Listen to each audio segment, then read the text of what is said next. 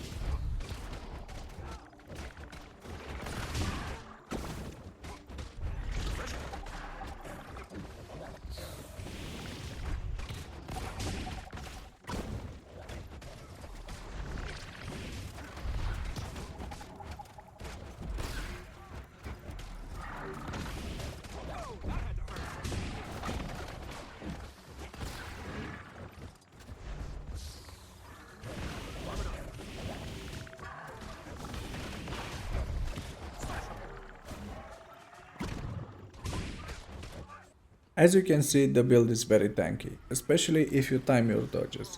For the Chuck hero point, I wasn't paying much attention and still managed to kill it. This build is very good for doing story content too, as you'll have plenty of AoEs and enough survivability to not worry about too many mobs on you.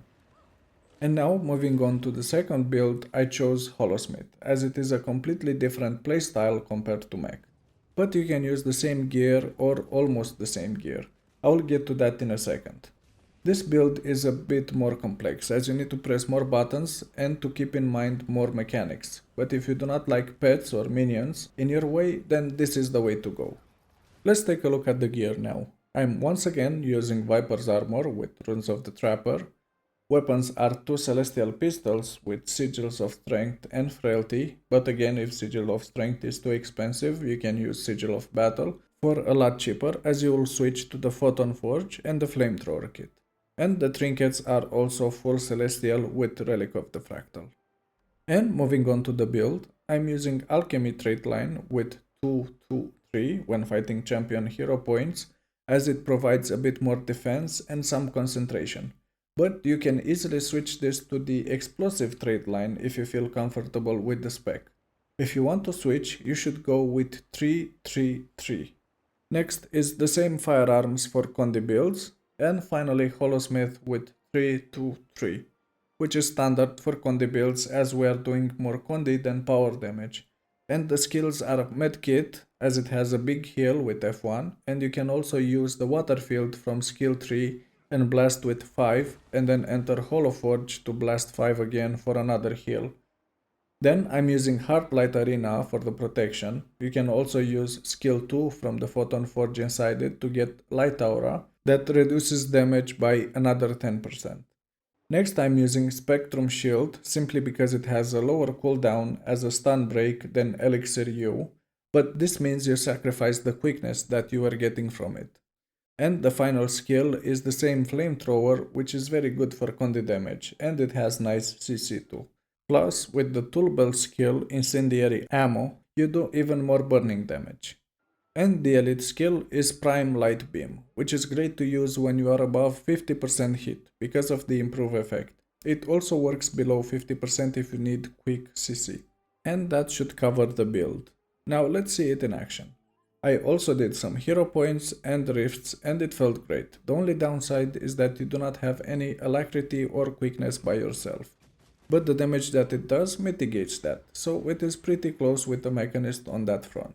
And if you get some buffs from nearby players, then it will be a big DPS increase.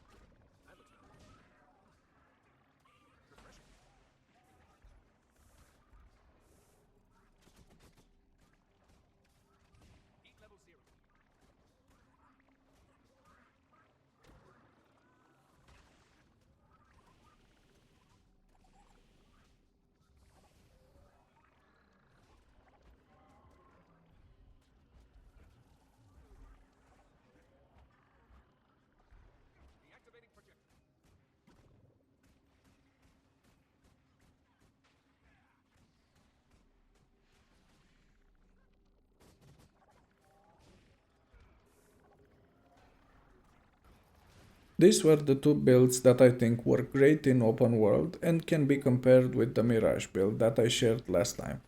But I think Mirage has an edge over Holosmith because of the clones that can be easily generated and take aggro from mobs or champions, and you get some breathing room. But it really depends on you and how you like to play. And one small note here, you can use these builds as a base and adjust them depending on what works for you. They're not set in stone, and changing something might work a lot better for you. If you like seeing open world builds, let me know in the comment section below, and I will try to experiment more with them. See you next time.